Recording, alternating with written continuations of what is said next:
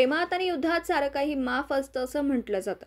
मात्र कोल्हापूरमध्ये प्रेम करून लग्न करण्याची मोठी शिक्षा लग्न मंडपात उभ्या असलेल्या एका मुलीच्या कुटुंबाबरोबरच लग्नाला आलेल्या सर्वांना भोगावी लागली असती. सुदैवाने हा सारा प्रकार वेळीच लक्षात आल्याने मोठा अनर्थ टळला.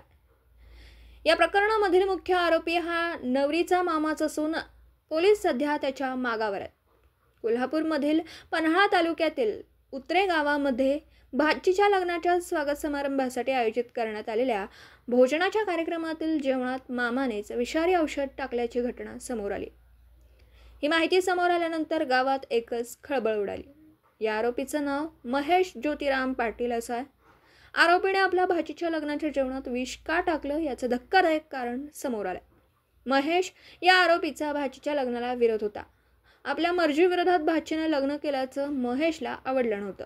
मात्र आठवड्यापूर्वीच भाचीने गावातीलच मुलासोबत पळून जाऊन लग्न केल्याने बदनामीच्या रागातून महेशने हे कृत्य केल्याची माहिती समोर आली. पळून जाऊन लग्न केलेल्या या मुलीच्या घरच्यांनी तिचं हे लग्न स्वीकारलं.